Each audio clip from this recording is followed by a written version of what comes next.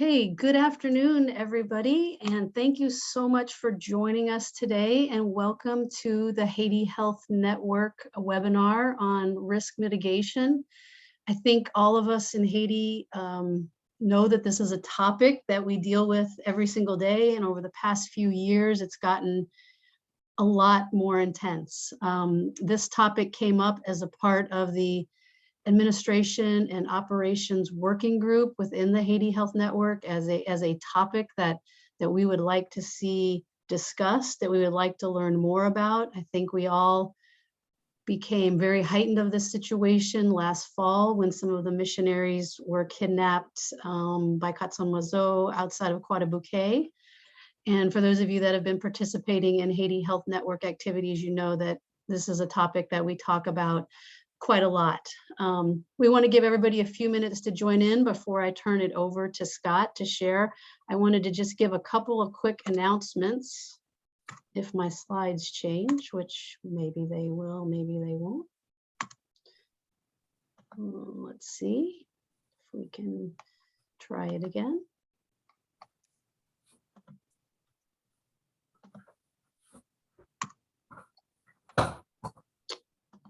My apologies, Canva does not want to do slides today.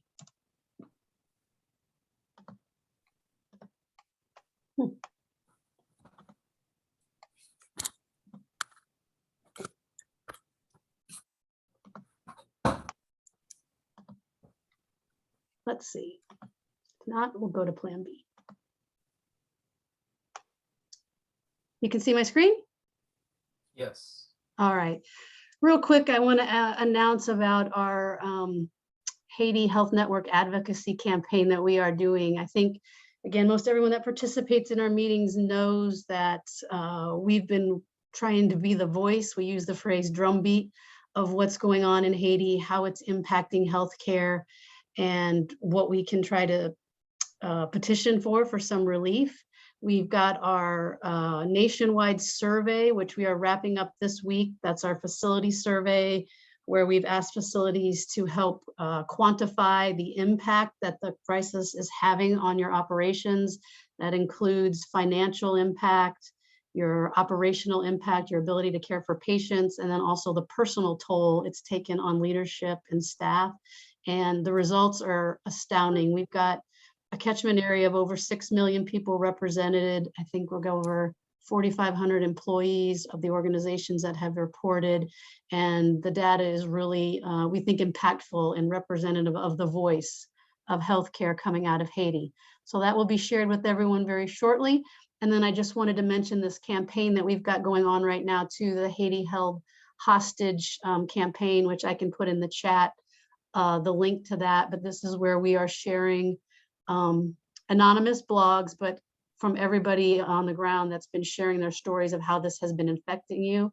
And we've also got the videos that have been put together by Haiti Health Network physician that outlines the gang activity in great detail. I think, again, we talked about this a lot. If you haven't spent 9 or 12 minutes watching these videos, they're very well worth it. And it's highlighted on this blog. The blog kicked off a couple weeks ago, actually 2 weeks ago today, and I think we're at over 8,000 views so far. And we've gotten quite a few meetings set up as a result of this. So it's working, and we thank everybody for participating in it. And then my last little announcement is just an awareness announcement about the Relink Global Health Directory that we do have. The Haiti Health Network has supported for the country of Haiti to help you locate resources, equipment, anything needed for supply chain, medical equipment, special needs. We've tried to just categorize. We've collected a lot of data over the past 3 years, and we've just tried to put it in a way that's easy to use so that people can become aware of each other and also just all the resources that are available around you in Haiti. We know that resources are scarce, and so being aware of what's out there we think is really, really important. So just wanted to create a little bit of awareness around that. But without further ado, I want to transfer it over to Scott and Concilium. I had the pleasure of getting to hear Scott speak at a conference I was at in April.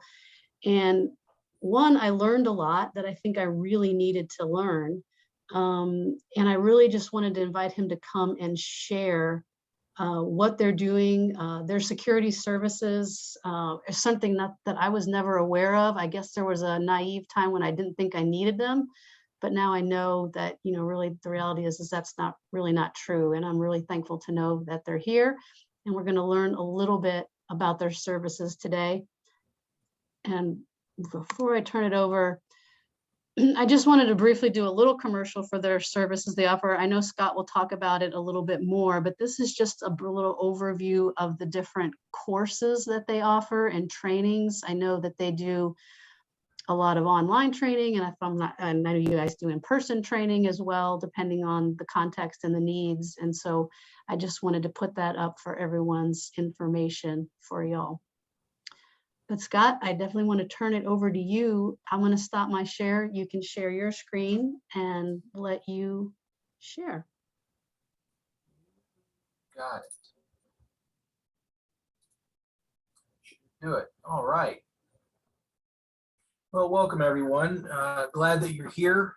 And as we begin today, I would give just a little bit of my background for your consideration. I am a former Army Ranger. I served in the 1st Ranger Battalion and as a sniper in the Gulf War in 1991. But really all that prepared me for was the next decade or so of youth ministry. And you wonder sometimes what Ranger training would have to do with youth ministry, and it has to do with being prepared. In the mid 1990s, I started a nonprofit called Faith Works and began training, equipping, and mobilizing high school and college students to the mission field on short-term mission trips. Africa, the Middle East, Asia, Central South America, Haiti, all over the world. We were sending students, and this was all pre 9/11. But even back then, the need for security training and especially security management became important. Now we would call that a duty of care. We didn't have that terminology, or maybe it was around. I just didn't know it back in the 1990s. But it had to do with I wanted to steward well what God had given me through the sacrificial giving of our donors, as well as the children of the parents who were sending their kids on our trips. So after 9/11, I began to get phone calls to take students to places like Afghanistan. In fact, I led the first Southern Baptist student team to Afghanistan in 2003. And later on that year was in Iraq.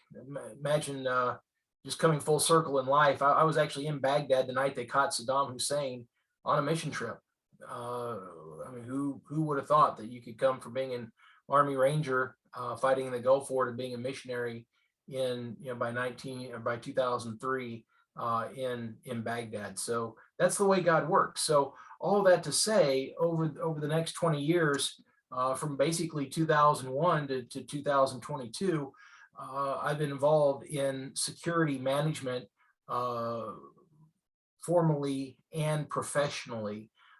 Formally as in being the leader of organizations that are sending young people to the nations, and then professionally when I joined the International Mission Board in 2007 as their director of risk management and took over global security programming for the IMB. And with that, we had 5,000 units on the field. Unit could be a single person, it could be a family with 7 kids. So all said and done, it's somewhere to the tune of 15,000 at the time, 15,000 American citizens from birth to retirement on the mission field around the world.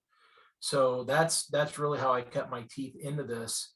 And so as we begin, I wanted to start with a question, and that is, as a Christian organization, are we prepared to steward well a critical incident involving our personnel, and to honor God in the process of resolution, and then to trust him with the outcomes? I've been involved. Well, my first kidnapping experience of kidnapping resolution, I should say, and I've never personally been kidnapped, but my first resolution experience was in 2007. And coming into that experience, it was not a kidnap for ransom. It was actually much more politically and religiously driven. So it wasn't an issue of just trying to pay a ransom. It was much more complex. So these types of events really do beg the question, are we prepared to steward well a critical incident that involves our personnel? And in the midst of that resolution of the crisis management, are we prepared to honor God in the process of resolution? Just a quick example of what that means. If you put folks onto a crisis team who don't get along on a good day, they aren't going to naturally start playing nice with each other on a bad day, because the stress and the frustration, the anxiety, the fear is going to build up. And those little issues that cause them to go at each other in the good times can very well create disaster for a crisis management team in the midst of a crisis. And then ultimately, as we make our decisions, as we seek to resolve successfully whatever the crisis may be, are we willing to trust God with the outcomes? Are we willing to lay this and down and to say, Lord, I trust you in this? So that's the question I really want to begin with as we think about what is a primer for policies, programs, and procedures. And that's really what we're trying to do here, is to help in 1 hour or less prepare you for crisis. And so what I'd like to do over the next few minutes is to walk through some ideas on how to establish crisis management inside of your organization with some key principles that I've used over the years to help our people not just remain safe, but to be effective on the field. So as we begin, the first point is to, number one, acknowledge the risks. We have to be honest with ourselves with what we're facing, because crises affect more than just high-risk organizations. Every organization is subject to crisis, whether they realize it or not. And the more that we can begin to admit that, the better off we're going to be as we prepare a response to crisis. For organizations that choose to serve in Haiti in this season, we have to be realistic with the fact that people are being kidnapped every day. That violence is at an all-time high, and it doesn't show any sense of residing or dropping back down, at least during this season. So as I've told other organizations, if you don't want your people kidnapped in Haiti, then don't go to Haiti. That's the only way I can guarantee that someone is never kidnapped in Haiti. But if God has called us to serve there, if we have a mandate to serve there, then what we are doing is making a decision to expose ourselves to the threats that are currently on the streets in Haiti. Risk is generally defined as a place where threat and vulnerability meet. And as we think about the vulnerabilities that we possess in our ministry, in our work in Haiti, there's very little that we can do to decrease the level of threat in Haiti itself. In other words, as much as we may beg, plead, or otherwise, pray for the Lord to end the violence, and he can certainly do that at any time, as of right now, that violence continues. Therefore, I can't change the threat level in Haiti, but what I can seek to do is to limit my vulnerability to the threats. And that's what we're trying to do with a comprehensive security and crisis management program. Crisis management, as we think of crisis management, is a right of bang response. In other words, once an incident kicks off, the explosion, the gunshot, and everything that comes after, typically we would see as part of the crisis management process. But in reality, the crisis management process doesn't begin as soon as the gun goes off or the explosion happens.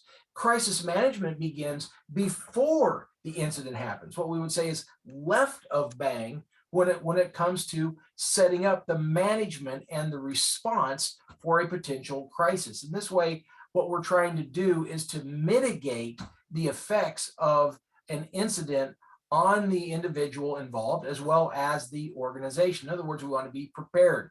We want to understand what our values are in the midst of a crisis. What do we seek to accomplish through the crisis? What is it that we need to learn from the crisis so that we don't needlessly expose ourselves to the same threat again because we did nothing to shift our vulnerabilities in light of the threat that just took advantage of us? So acknowledging the risks is the beginning. As we think about developing wisdom in these things, a major crisis will affect the entire organization. And worse than that, it can actually lead to its collapse if it's not managed well. So acknowledging the crisis is first. But secondly, we need to be prepared. We need to be prepared for when crisis happens. There must be a plan, right? If the plan is to wing it when crisis comes, well, it's kind of like a target. If your target is nothing, you will hit your target every time. We need to have a plan. Crisis management planning is a key resource in alleviating uncertainty to allow organizations to achieve more control over the outcomes. And that's what we're talking about here, is being able to control the outcomes. I mentioned earlier with acknowledging the risk that preparation for crisis management begins before the crisis happens, because the last thing you want to be doing is building your airplane once you've launched it. In other words, the crisis has started. We don't have a crisis team. We don't have a plan. Therefore, let's make it up as we go along. We have to be very, very careful about doing that. So developing our crisis management planning before an incident begins will always be better than trying to develop that plan when everybody is emotional. They are drained. They are spent from struggling with trying to negotiate with a captor or trying to resolve the crisis. By the way, we talked about kidnapping here, but as I said, crisis is not just kidnapping. I mean, around the world, the number one killer of missionaries is car accidents. And how do we respond to someone who has been critically injured in a car wreck when you're in a country that may have poor infrastructure for medical response?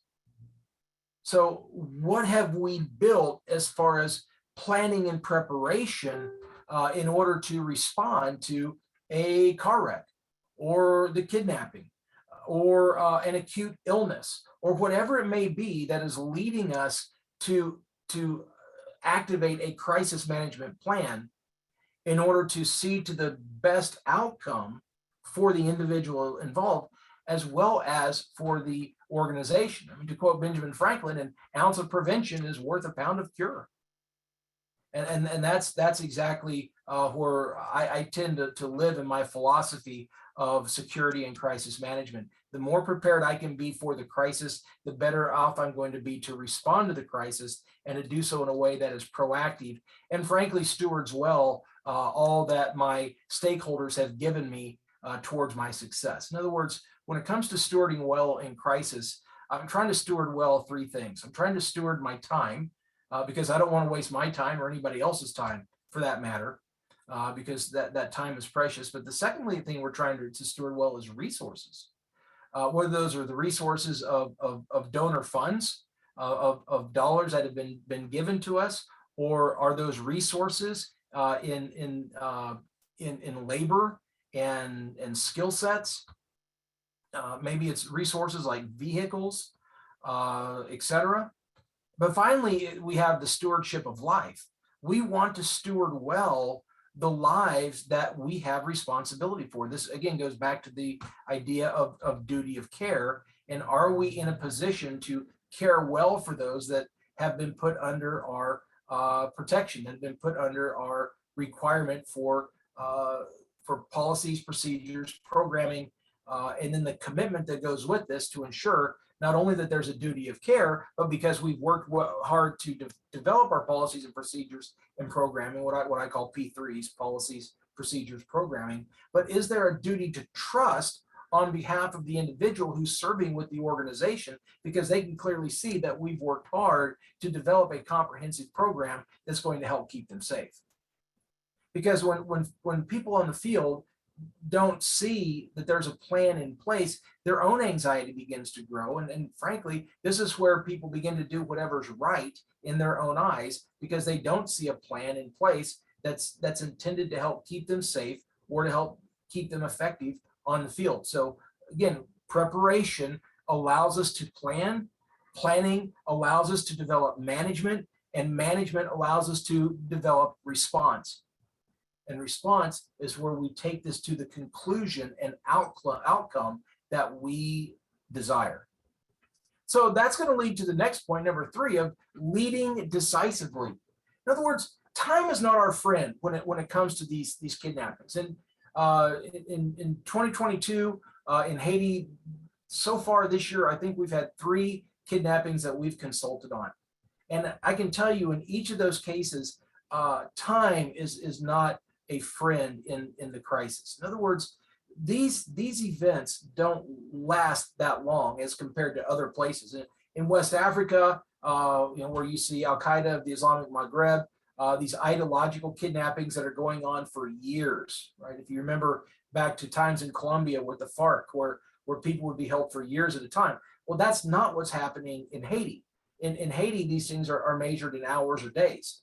And they're typically over, especially for a Haitian national, these things are typically over in under 7 days. And if they are not resolved successfully in 7 days or less, typically that's when bad things start happening to the victim. So the ability to lead decisively is critical, not only for the organization, but for the individual who may be the victim of this crime. So decisions should be based on predetermined cultural values, priorities, and plans. In other words, when we talk about predetermined cultural values, we need to be able to agree together on what is success in resolution. I'm going to talk more about whether to pay ransom or not to pay ransom shortly, but if the organization cannot agree on whether or not a ransom is to be paid, then we are now at a crossroads. We're at an impasse because we can't come to agreement on whether we should pay or not. And every minute that's lost in that decision making is creating a higher likelihood of some sort of violence or poor outcome for the victim. So do we have agreement together with our values? What is success in the resolution of the crisis? For that success, what are the priorities? Apart from working with organizations that serve in Haiti, your organizations, we also work with short-term mission teams, churches that send teams into Haiti. And so in those situations, our crisis consulting is typically with somebody that we don't know. In other words, the church has our phone number, and then there's a cold call that comes into our crisis line, and we take that call. And I can tell you of a recent example, actually in Port-au-Prince, or just outside of Port-au-Prince, where as we're on the phone, the short-term missionary on the phone is very upset, very agitated, saying, "You have to get us out of here. We have to go home." Because at this point, they're equating home to safe. Well, at that point, tires are burning in the streets. There's protests, and actually trying to get someone to the airport in order to get on a flight would actually be more dangerous than had they just stayed in place at their compound. Because in asking them some key questions as, okay, are you currently safe? Yes. Where are you? We're in our compound. Is anyone trying to get over the walls? No. Do you have water? Yes. Do you have food? Yes. Do you have electricity? Yes, actually we do, which really surprised me, but okay. So they have a generator. How many gallons of fuel do you have? How many days of fuel? We have about 2 weeks of fuel. So now we get to breathe. And in asking them the next question, then I said, what is your highest value? Is your highest value to remain safe, or is your highest value to get home? And at that point, there's this sort of awkward silence on the phone as they're thinking about this. By the way, this is being done. I'm talking to the leader, but he's got his team there in the compound. And they said, well, we want to be safe. I said, okay, I tend to agree. So if you want to remain safe, then trying to get you to the airport could be the most dangerous thing that we could do and expose you to these threats that you're right now insulated from and protected from because you're in your compound. And by your own admittance, you have food, you have water, you have electricity, and you're doing well. So it's probably best that you wait for the next 24 hours, 48 hours, and let's see what plays out. And if the streets open up so that then you can get safely to the airport and get home. See, what we had to do in that case was to establish values. Home and safe were not equal, but under the pressure and the stress of the moment, the emotion was, I perceive my home to be safe, therefore I must take risks to get to safety. But in reality, the safest thing that they could do at that moment was to say exactly where they're at. Well, the same thing is true when it comes to organizations. We need to develop those cultural values. We need to have agreement on what our intended outcomes are. What are the priorities? And then once we have those priorities, then we can create our plans. Because if we don't have the cultural values to support the priorities, it's not going to matter what priorities you set if the cultural values don't back it up. The cultural values are really the foundation on which we build the priorities, which is really like the superstructure of the building. And then the plans are really the walls and the ceilings that we put into the building that attach to the structure. But if we don't have a strong foundation to begin with, if we're building on sand, we're in trouble. So leading decisively in these situations is critical to success. Next one is to communicate. Pardon me. Communication is key in managing a crisis, both internally and externally.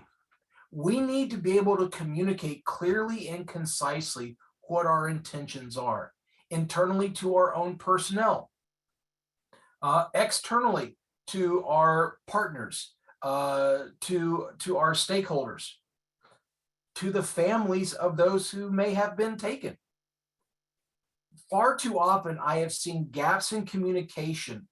And when there's gaps in communication from an organization to its stakeholders, that leads those stakeholders to move towards assumptions. And their assumptions could be completely wrong. A few years ago now, almost 10 years, it was actually 2014, so eight years ago. I had 5 young men on a team in the Middle East who were detained by a government. So they were doing church planting and evangelism, but ultimately they were all detained and put into a lockup. They were in jail. There are 5 families involved with this. 5 families with kids between the ages of 17 and 21 years old, who they are now deeply and rightfully so concerned about and want them to be returned safely.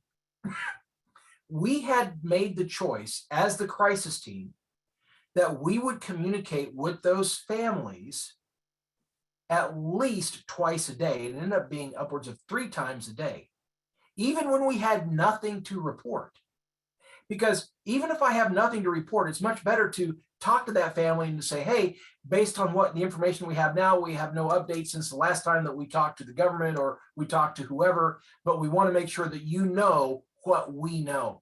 And what that did, by the way, successfully, was to keep those folks off of social media with their prayer requests or other rants that they might otherwise put out there and saying, oh, my organization or my son's organization is not handling this well. I can't believe they're all being held by this government. I mean, this thing could have been a nightmare had it gotten out into the social media, blogosphere, etc. You don't want that to happen, which means that you have to be proactive at communication. Well, the reality is communication is hard work. You have to have people who are dedicated to that. I mean, can you imagine you got five families in that case with five kids that are being held, with an average of 3 calls a day. That's 15 calls a day of somewhere around 30 minutes per call. So as you do the math, we're now getting into hours of time that's being spent on the phone. And by the way, as the leader of the crisis management team, I can't do that. We have to be able to hand that out to other team members. For hopefully you never have a crisis where you've got 5 or more people that are taken. But as you've seen in Haiti, this does happen. Can you imagine being an organization with 17 team members being held and trying to communicate with families at that point? At that point, you're triaging. That's a whole nother training for another time. But I am here to say that communication is critical in crisis, because what I'm trying to help people do is to stop from forming assumptions that may be wrong or separated apart from my intentions. That also goes with communicating responsibly. Just as important as the need to communicate is what I communicate, and also even how I communicate.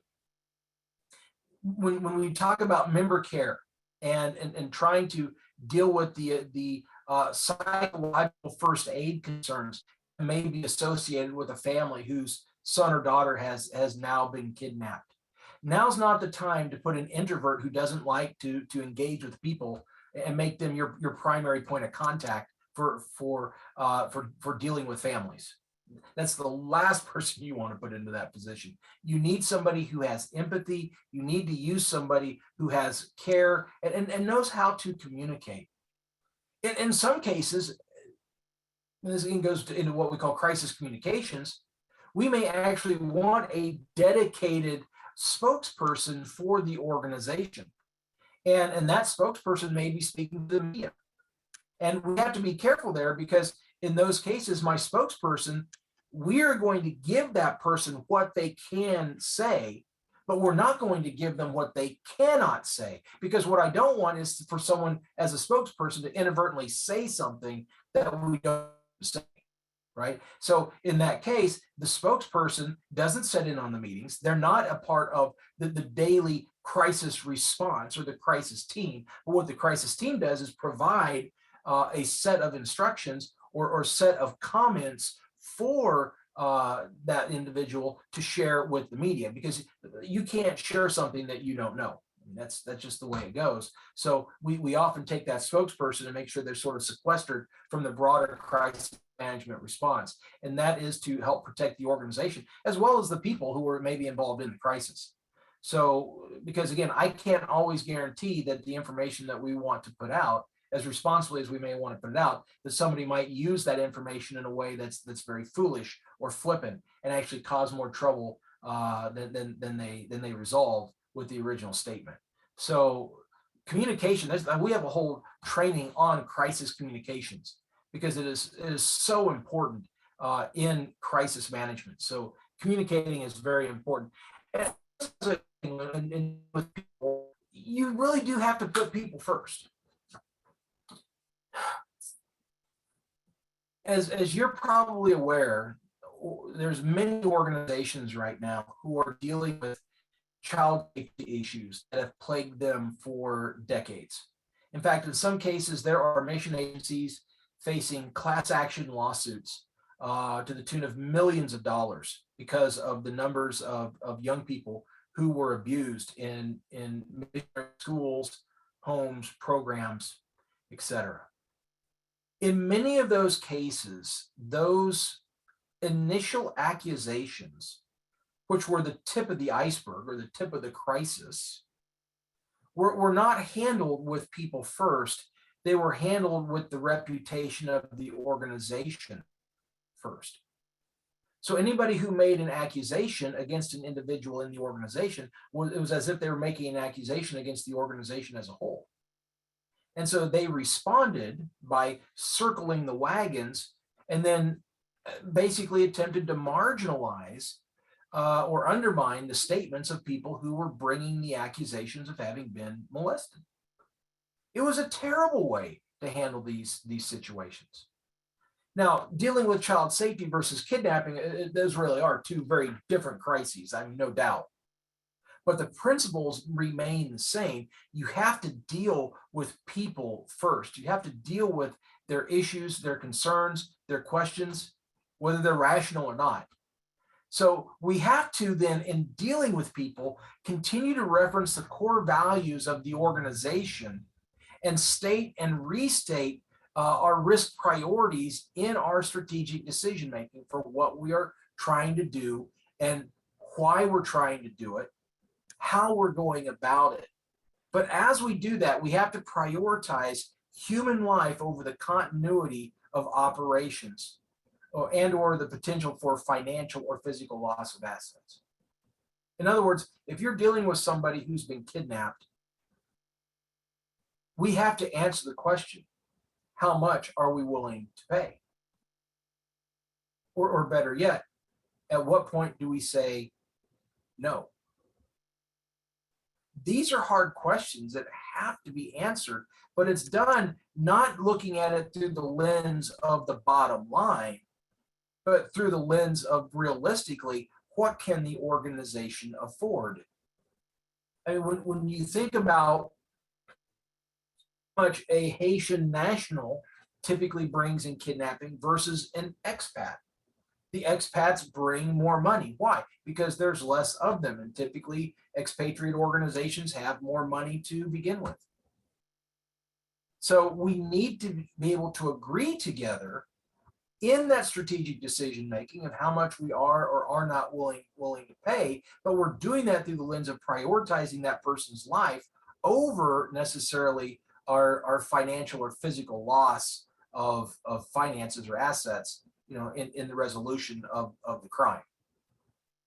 So there is a very important nuance there, because what I don't want to do is to say, yes, we're willing to let somebody die because we're not willing to spend money.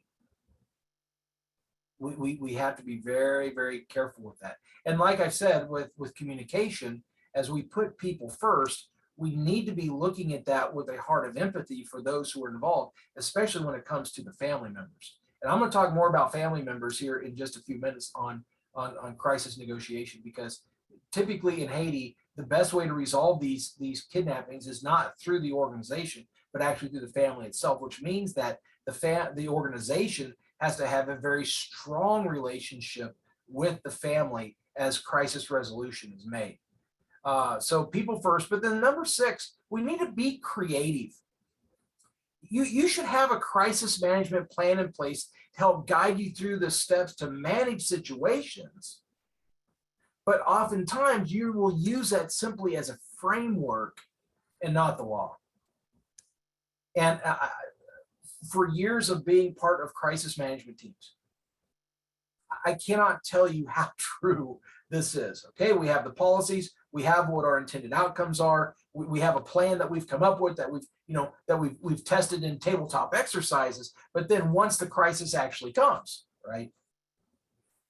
What do we really need to be doing in order to successfully resolve the conflict? If you remember back during the earthquake in 2010, you might remember the missionaries who were caught trying to take Haitian children out of Haiti over into Dominican Republic, and some of them ended up going to jail. And the insanity of that entire situation. I could spend an entire hour on that with what my involvement was in that particular situation. But I can tell you the need for creativity in helping to resolve those types of crises. And the crisis was, on behalf of those who were being held, including their families, their churches, etc., in helping them to resolve that situation. It really forced us to improvise creatively to bring resolution to a complex and really what was a multifaceted crisis. And that's exactly what it was. I mean, it wasn't just a straightforward, okay, they were trying to take kids out of the country and they meant well. But I mean, just, for y'all that know that situation, I mean, it was nuts. So ultimately the ability to be creative, and I would even use organizationally the word nimble. Size really doesn't matter when it comes to a kidnapping in Haiti. The ability to remain nimble, whether you're a small organization or a large organization, is what's really critical as we shift and adjust and transition through the different phases of a crisis in order to bring successful resolution. Okay. So at this point, I've got just a couple more slides, and I want to leave some time for questions here because I know this is a ton of bricks to drop on everybody in 1 hour or less. But very quickly, some principles for crisis management and crisis planning. Number one, you need to create crisis management protocols and plans. This is my recommendation: is create those protocols and plans. Even if it's just a few sentences, it's better than having nothing at all. And whoever is on your team, whoever serves on the leadership team there, whether you have a U.S. Headquarters with a Haitian operations team, or if the entire operation is in Haiti itself, either way, you need to sit down and draw up some basic crisis management protocols and plans, and you need to get buy-in from your team. So don't just do that in a vacuum where you go away from this this webinar excited to sit down and do this, which you should, but make sure you have buy-in. Get other people to help you and to support you in that. So it's not just your plan; it needs to be our plan. Because the more buy-in I have for crisis management, the better the outcome is going to be as we collaborate together towards a successful response. But secondly, you have to create specific contingency plans for each risk that you're dealing with. In other words, sit down and think about what are the top 4 or 3. I'm not saying 5 or 10, but what are just the top few threats that you're facing? Kidnapping certainly there, but what else are you dealing with? Well, I mentioned earlier car wrecks. The number one killer of missionaries around the world is car accidents. What is our crisis response or crisis management plan for dealing with a critical car wreck where we have multiple injuries? Evacuation plans, etc. Create a crisis management team and designate the manager. In other words, who's in charge? Who's in charge of that crisis management team? Because for most organizations, we aren't big enough to have just a dedicated team of security and crisis management professionals just sitting around waiting to be activated. It's not realistic. What is realistic is that you have individuals who have 4 other responsibilities already in the organization, and now they're trying to take on themselves a hat that says crisis manager as well. That's the reality. So we need to sit down together and to say, in the event of a crisis, what can we realistically do? Or what do we need to do to try to get support in that crisis response? In other words, using a third party, whether that's a crisis management organization in Haiti or an organization like Concilium or others who we could utilize to support our crisis management response. Because there's companies out there that do that. I mean, they charge, but it may be if you've already got so many other responsibilities and it's not realistic to be able to lay everything aside to focus on that crisis, that you're going to have to subcontract that out to somebody to help you be successful. And many organizations do that, by the way. But that being said, we also need to train our staff on operational security and crisis management. What I mean by operational security, this is not just with information sharing. We do need to be careful with information, because what I don't want to connect is what I call the triangle of vulnerability. And that is connecting the dots of who, when, and where. If I can connect who you are, where you're going to be, and when you're going to be there, I can take advantage of you, right? So typically that's in the form of a prayer request. Pray for us as we travel down this road in the middle of this gang's territory. Pray for God to make our paths straight between 10 and 12, in the morning. Well, now I've just told the whole world in a prayer request exactly where I'm going to be from 10 to 12 in the morning. So, that type of stuff we don't want to do. So that's information security. But what we're also talking about is how do we train staff to limit their vulnerabilities to the threats? What are the main threats that we're facing? In other words, are there certain times during the day where it might be safer, or is it more dangerous to travel on the roads? Because if we have to travel, what are the safest times to travel? Have we done that risk assessment? have we collected that information, and then have we disseminated it to our people in order to help them stay safe? Or if we're dealing with an attack or an active shooter event, have we done active shooter training? Do we know how to lock down our facility to the best of our ability in order to protect ourselves from violence? All of this is part of staff training. And I love, by the way, and just in Haiti, training both expats and Haitians. There's a heart of the people who understands the need for it. You don't need to come into Haiti with training and give the rationale for why you need this type of training. Everybody already gets it. Versus when we do this training in the United States, quite often as you come into training, you're saying, hey, when you get overseas, you might face or you could face, and then you try to give the rationale and the justification for why this training is important. Well, you really don't have to do that in Haiti. People get it and they desire it. And so helping your staff be trained, by the way, the more you train them, the more that lets them see that you care and that you want them to be successful and that you want them to thrive in that environment. So the more training you can provide them left of bang, the better off you're going to be. But finally, practice running crisis scenarios. I'm a big believer in stress inoculation training. So whether that's running role plays where we're putting a gun into somebody's face and asking them questions, or if you get one chance to make one phone call, who are you going to call?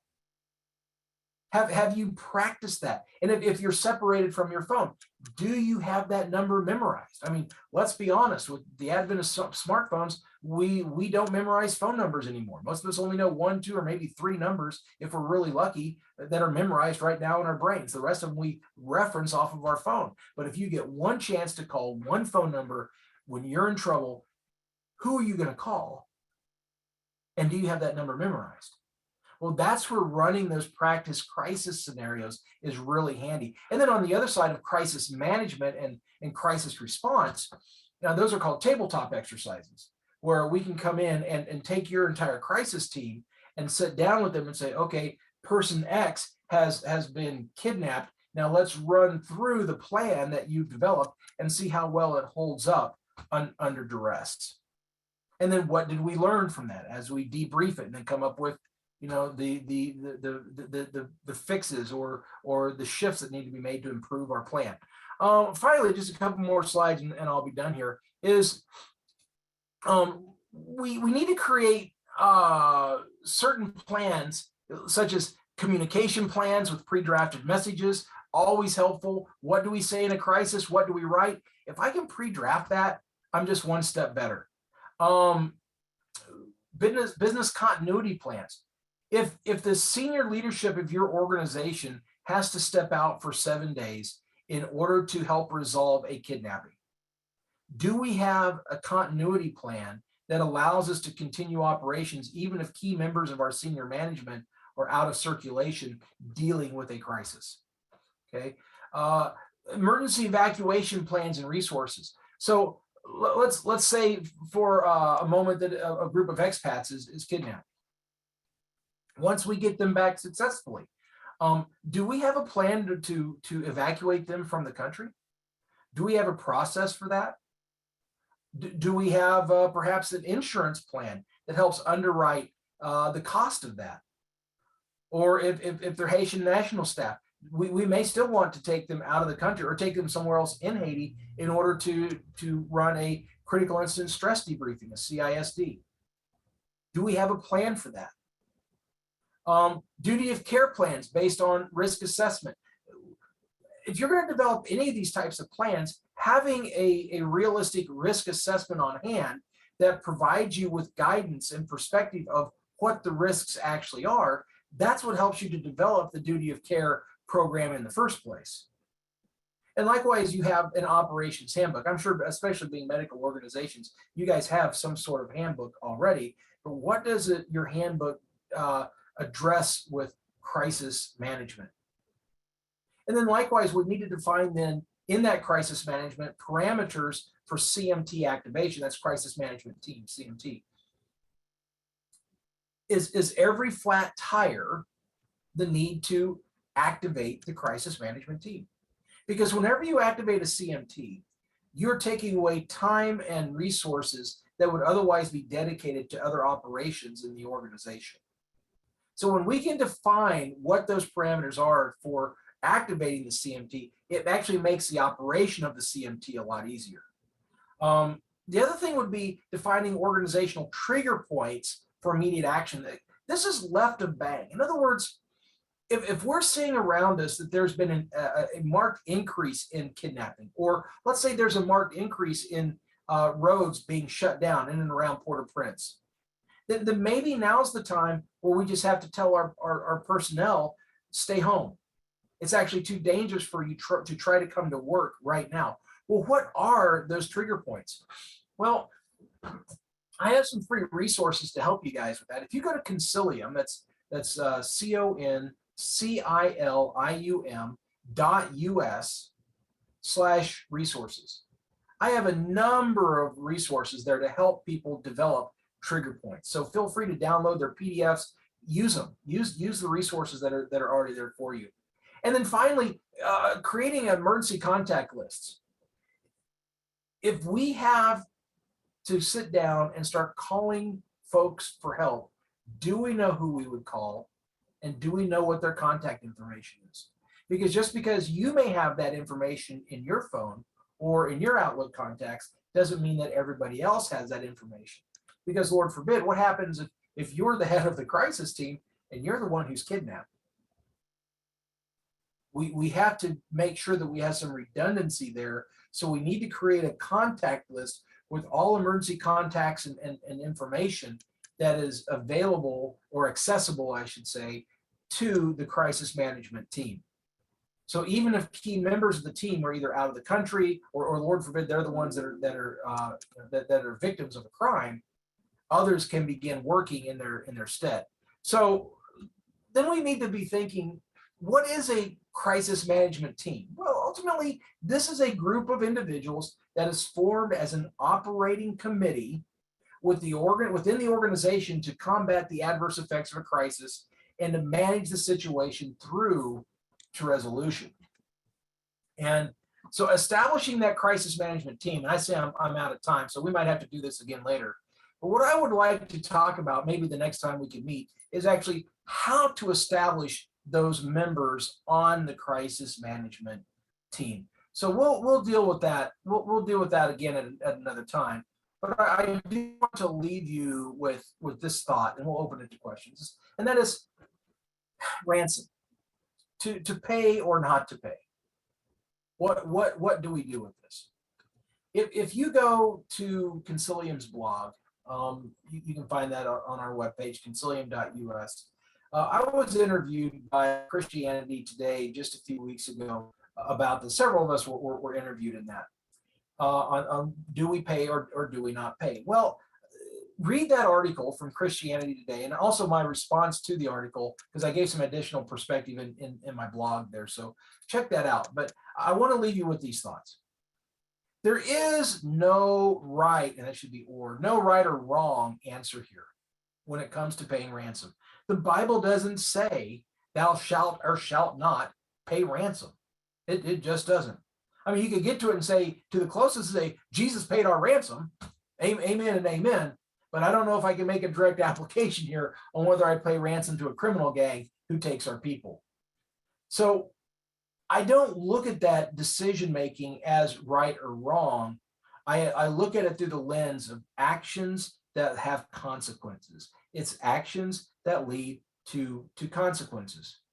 But I would say this, every organization needs to have a no ransom policy, a publicly stated no ransom policy, because what we're trying to do is to force criminals who may be observing our organization to think and to believe that, this organization typically doesn't pay ransom, therefore let's go and target another organization that may. So having a no ransom policy, I think, is important. That's publicly stated for every organization. That said, every organization, after creating that policy, needs a second policy stating that the executive leader, whether that's an executive director, president, or however your organization is run, the executive leader can overwrite any company policy with the authority and oversight of the board. And what that allows you to do is to leave your no ransom policy in place, knowing that the senior leader has the ability to override or suspend, however you want to look at that, any policy that is, that is on the books. Now, let me be very clear. That policy is not publicly stated. This is a need to know, right? Basically, the executive leader and the board, they're the ones who need to understand this. Because in some cases, the organization may say with integrity that they've never paid ransom, but they did pay room and board. They've been holding this guy or gal or husband and wife for several days, and they've had food and lodging costs. So we'll pay room and board, but we don't pay ransom, right? And there's a lot of air quotes and winks and things with that, but that's how these things are done, right? Because ultimately, if we're making the choice not to pay, then what we're doing is leaving the lives of the victims, those who work for our organization, in the graces of the criminals.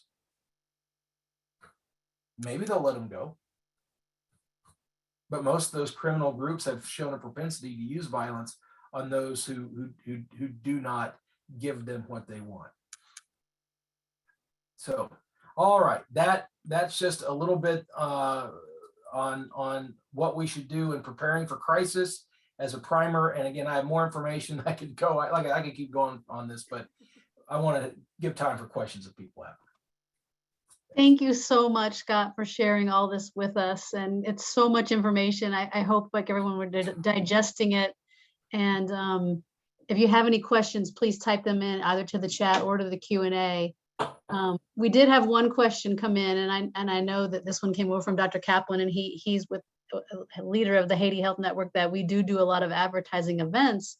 And his question is, how do you suggest balancing informing patients and partners and volunteers about medical mission opportunities versus safeguarding the people and those involved in the actual operation? So for example, letting people know that a surgery team is coming because the surgery is very valuable for a given population, yet you don't want to put the surgeons at risk because you just announced all this. That's a great question. And it goes back to that triangle of vulnerability of connecting the dots of who, when, and where. So in those prayer updates, in those social media updates, which by the way, we need those updates. We need people to pray, and we want people to know what our organization is doing. But in those updates, the principle is this: make your updates personal enough to connect, but general enough to protect. Make them personal enough to protect. In other words, we want, or make it personal enough to connect. In other words, tell the stories. Surgeon Bob is pray for Surgeon Bob as he spends time conducting 12 cleft lip surgeries today. Pray for him to have wisdom. Pray for him to have stamina. Pray for the people of Haiti that this type of needed ministry can bless so many people. So we're making it personal. But what we didn't do is to say, pray for Dr. Bob, who's in this neighborhood, in this area at this time. That's general. We're making it personal enough to connect. Dr. Bob is doing cleft palate surgeries. This is Julian. He is 5 years old. And he has been living with a cleft palate for all of these years. Pray for Dr. Bob today as he does this surgery for Julian or whoever, and share that information. But we don't need to know where Julian lives. We don't need to know. In fact, change the name if we have to. Jesus knows his name. And as we pray for that young boy, maybe it's not important for everybody else to know his name, right? But either way, what we've done is to be able to connect our donors, connect our supporters to specific work that we're doing, cleft palate surgeries, children, but we've done it in a way that's general enough that we haven't connected where these people are at, who they are, and when they're going to be there. And so now they're able to stay safe while people continue to pray and intercede on their behalf. I'm going to ask a quick follow-up to that because again, Ted and I deal with this a lot. What about the case of, so for example, I'll just give a real life example up in Northern Haiti. A vasectomy team is coming to do vasectomies, let's say, and we want to advertise that the team is coming so that they can have the clientele, the patients recruited, but yet Yep. protect that surgeon that's coming down. So it's kind of like advertising the event for the people of Haiti to take advantage of that service, but yet at the same time, we don't want all of Haiti to know where Right. he's at, if that makes sense. So what I try to do there are local stakeholders. Okay, whether that's pastors or other medical professionals who can communicate that information.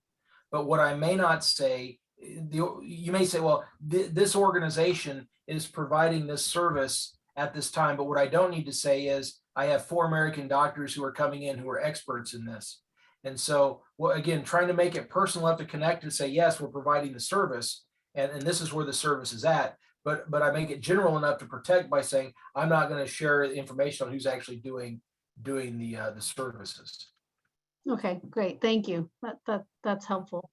And I was also thinking too, as you were talking, I mean, I guess you could share general things like this is happening on this day and this time and just give an email of someone local on the ground to connect with versus Right. all the details. I was just kind of thinking as you were talking, but That's a okay, great idea. I got one more question here too. How do you inform internal staff about ransom policy when you have a public no ransom policy, yet a private policy override? Excellent question. So let me clarify what I said. This is very important.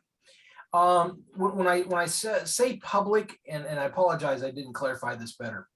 This is for your senior leadership team. So whether that's the board, an executive director, president, or whoever comprises that executive level team, they need to understand what that second policy is. In other words, we can override any policy with the supervision support of the board. Internally and externally. So for our personnel, our internal staff, we only communicate no ransom policy. We do not communicate the second policy. For both internally and externally, we want to communicate we don't pay ransom. What I don't want to happen is I put, let's say on my website, our organization doesn't pay ransom, and then wink wink to everybody inside the organization, say, well, oh, actually we do. Because the other thing we have to be careful of in our organizations is the insider threat.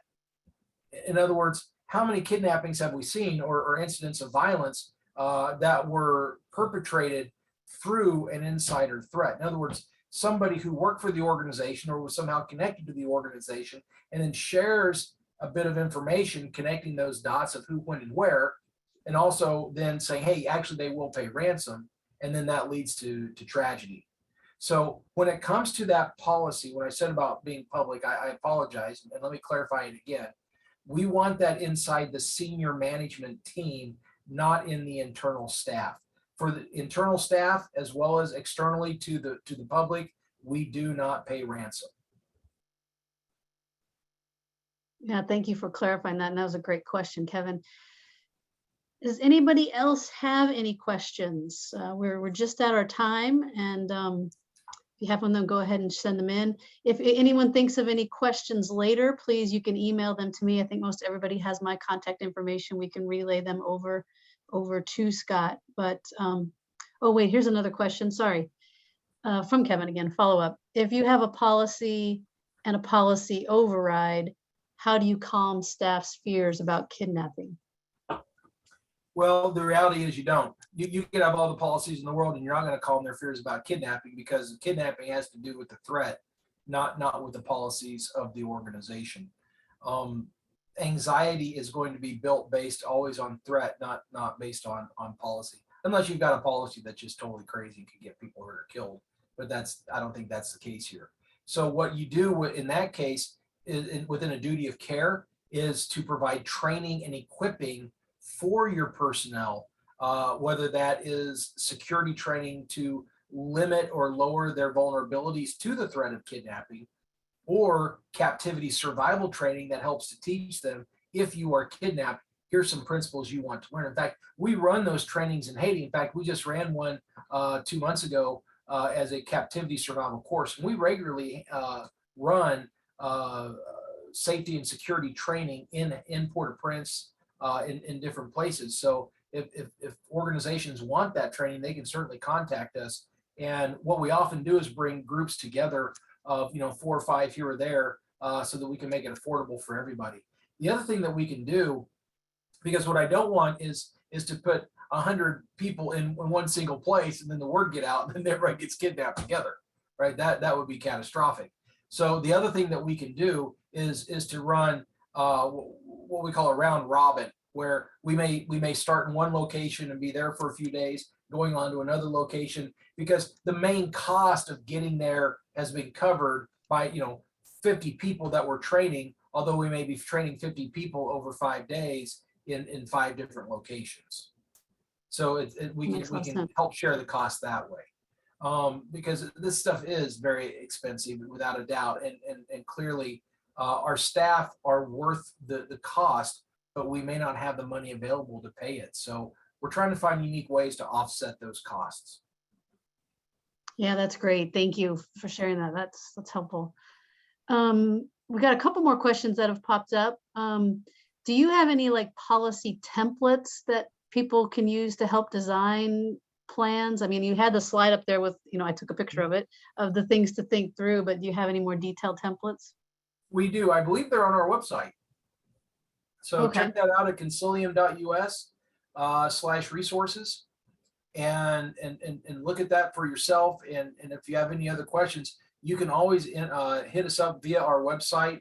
There's a contact us button, or you can go to info@consilium.us and ask as well, because we certainly do, and those have no cost at all. We just want you to have those. Okay, great. Thank you so much. Well, so yeah, check out the website. There are a lot of really good resources and a lot of information on their website. There's one last question, and then there's the comment of when is session 2 going to be? So we can talk about whether or not we offer a second session or not. But I know this information is, like I said, it's near and dear to all of our hearts. We pray we never need this information, but we also know that we deal in a world where there's a potential that we do. So there's another question came in. Do you recommend that organizations stay out of kidnapping negotiations of local staff and leave it completely up to their families? Pros and cons of that. Excellent question. This is, and it's a hard question.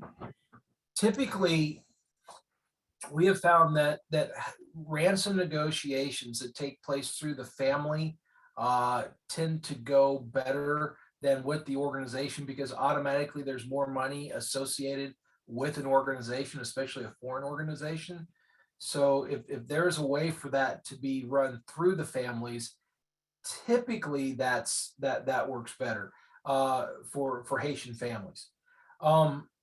If it often comes down to the circumstances by which somebody is taken.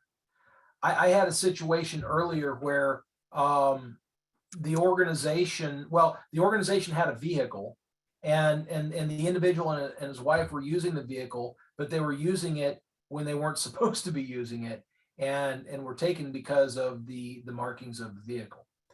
And ultimately, even though they were violating policy that led to their kidnapping, the organization worked with the family in order to see them safely released. So typically, I think it's important to work through the family. Now, the deeper question is, does the organization give money to the family in order to resolve the crisis? And every organization has to decide what they're going to do there. And again, I'm just speaking in broad brushstrokes here of principles, and that is, if somebody is at work and they are doing what they're supposed to be doing with your organization, and that leads to them being kidnapped, then the response of the organization is typically going to be higher and more intensive than if somebody was off on a Saturday afternoon with their family and were taken and had nothing to do with the organization. That typically comes back to duty of care. But I will guarantee you that when it comes to then the family resolving the crisis, they're going to go to everybody and ask for money in order to raise the ransom that's being demanded. And that's going to include the organization, its leaders, etc. So you may want to develop a policy for individuals who are taken, who work for your organization, but they weren't on company time when they were taken. In other words, do we provide money for, as an organization, towards a ransom for personnel off company time? Excuse me. And each organization has to figure that out. That's different from, let's say, the executive director of the organization chooses of his or her own regard to give money towards the ransom versus an actual policy that says the company or the organization is going to give. So notice the difference between the two there. So there might need to be a policy on that. But principally, working through the family with Haitian victims is better than working with the organization. Working through the family is better than the organization. Well, that was a great question. That was a great answer. I would have not known how to answer that question. So thank you so much. Well, thank you again, Scott, Daniel, Concilium, for being there and for being here to help answer some of our questions. I mean, this is definitely obviously an area that we are not expert in. We're focused on healthcare and trying to take care of patients. And then this new role, I guess, has been thrust upon us. So we really appreciate you sharing your expertise. We will share the recording with everybody. If questions do come up, please email me and we can relay them over to Scott and Daniel. And also, if you want to check out their website, I think there's a lot of questions answered there as well.